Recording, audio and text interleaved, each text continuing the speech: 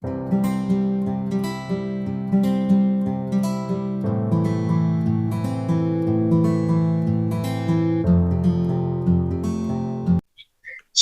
selamat siang Kak. Perkenalkan kami dari kelompok 2. Sebelumnya terima kasih buat Kakak karena telah bersedia hadir di wawancara kami Kakak sebagai narasumber.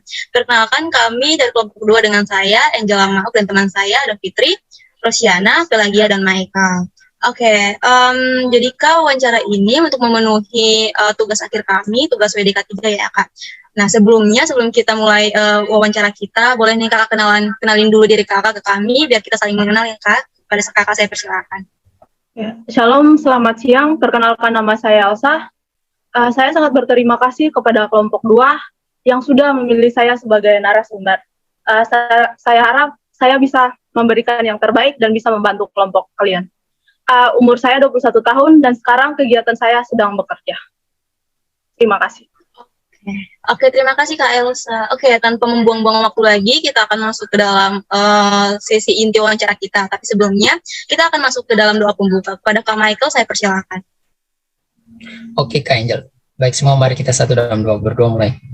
Ya Tuhan Bapa dan Tuhan Kerajaan Sorga, terima kasih kembali kami datang kepadamu. Kami ucap syukur karena Engkau boleh pertemuan kami di saat ini melalui Zoom untuk melakukan tugas akhir kami WDK 3 Bapak. Berkati proses kami di hari ini boleh berjalan dari awal, pertengahan hingga berakhirnya.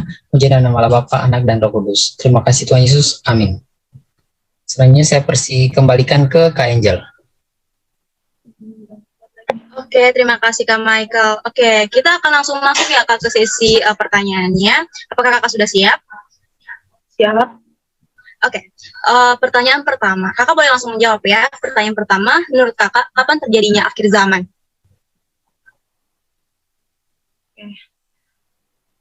Kita manusia tidak tahu kapan terjadinya akhir zaman, tapi yang saya tahu tanda-tanda akhir zaman itu seperti terjadinya bencana alam dan juga terjadinya peperangan di mana-mana.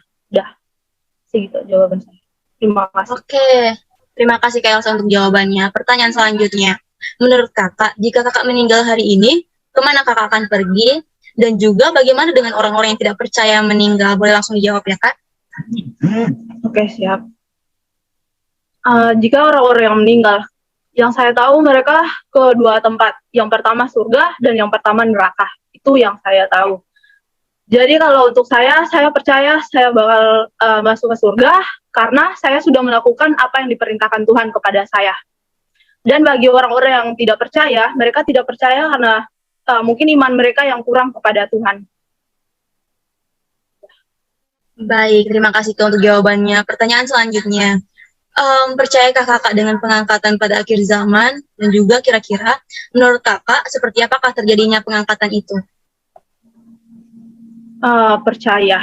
Seperti bagi orang yang percaya kepada Tuhan dan melakukan apa yang diperintahkan kepada Tuhan, pada akhir zaman mereka diangkat dan berada di sisi kanannya Tuhan Yesus. Oke, terima kasih Kak Elsa. Oke, sebelum dari kami akan memberikan feedback atau penjelasan terkait apa yang sudah Kakak berikan, apa yang sudah Kakak jawab, sebelumnya apakah ada yang ingin Kakak tanyakan lagi? Atau terkait pertanyaan tadi? Belum. Oke, kepada Kakak Michael, saya persilakan untuk memberikan penjelasannya. Oke Kak Angel. Baik, untuk jawaban Kak Elsa tadi sebetulnya udah benar, tapi saya ingin meluruskan sesuai dengan materi yang kami dapatkan bahwasanya akhir zaman itu sudah terjadi saat kedatangan Tuhan Yesus pertama kali, saat Tuhan Yesus berinkarnasi menjadi manusia. Nah, untuk tanda-tanda akhir zaman itu seperti yang tadi Kakak jelaskan juga akan ada peperangan, ada bencana alam, terus yang paling penting dan yang bisa kita lihat yaitu penyebaran Injil secara meluas. Nah, Tuhan Yesus datang ke dalam dunia, dia datang untuk memberitakan Injil dan itu terbukti sampai ke penjuru dunia. Nah, selain itu tanda-tanda akhir zaman yaitu datangnya antikristus. Jadi itu penjelasan dari saya. Terima kasih. Saya kembalikan ke Kak Angel.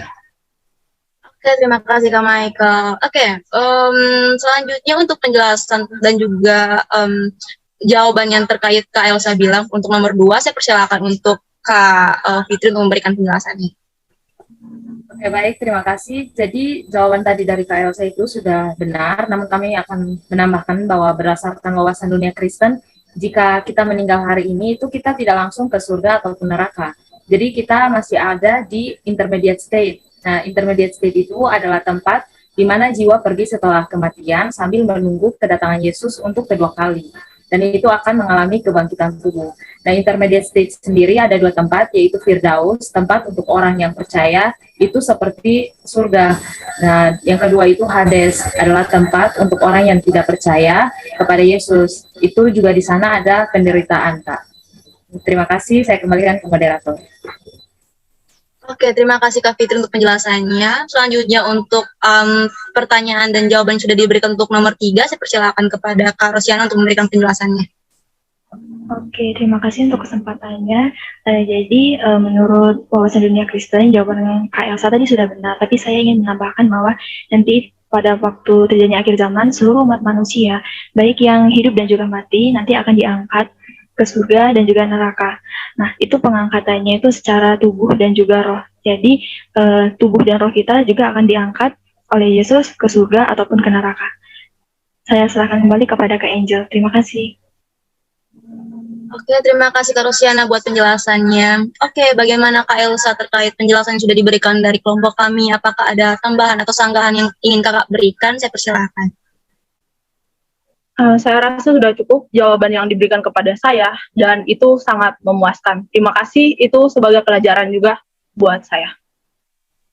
Terima kasih Kak Elsa buat tanggapannya. Oke, kita ada satu pertanyaan terakhir nih Kak.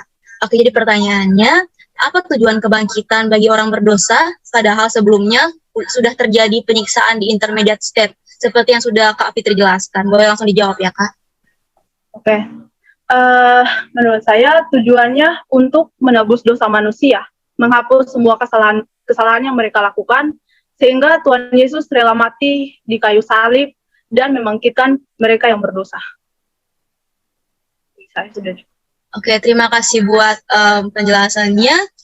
Mungkin dari kami ada sedikit tambahan ya Kak, kepada Kak Pelagia, saya persilakan untuk menjelaskan. Oke, terima kasih atas kesempatannya. Ya, yang dikatakan Kakak juga betul, tapi di sini saya akan meluruskan sesuai dengan wawasan dunia Kristen. Memang di Hades itu sudah terjadi penyiksaan bagi orang-orang yang berdosa, tapi itu penyiksaannya secara roh, tidak secara roh dan jiwa. Kemudian mereka akan dibangkitkan kembali, semua orang, dan di situ mereka akan pergi ke neraka yang kekal, di mana di neraka yang kekal itu akan terjadi penyiksaan secara roh dan juga jiwa. Itu jelas terdapat dalam Alkitab, Matius pasal 10 ayat 28. Oke, terima kasih Kak Pelagia.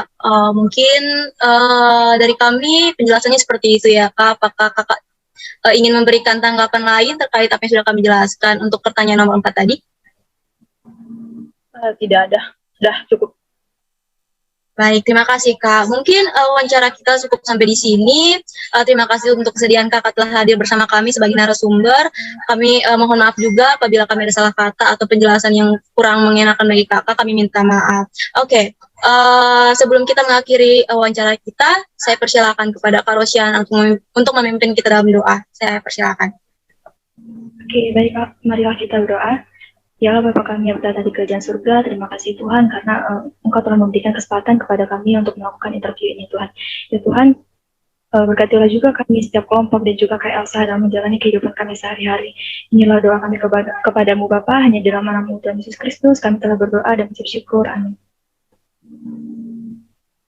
Terima kasih Kak Rosiana, terima kasih Kak Elsa, semoga sehat selalu dan sukses dalam pekerjaannya. Shalom.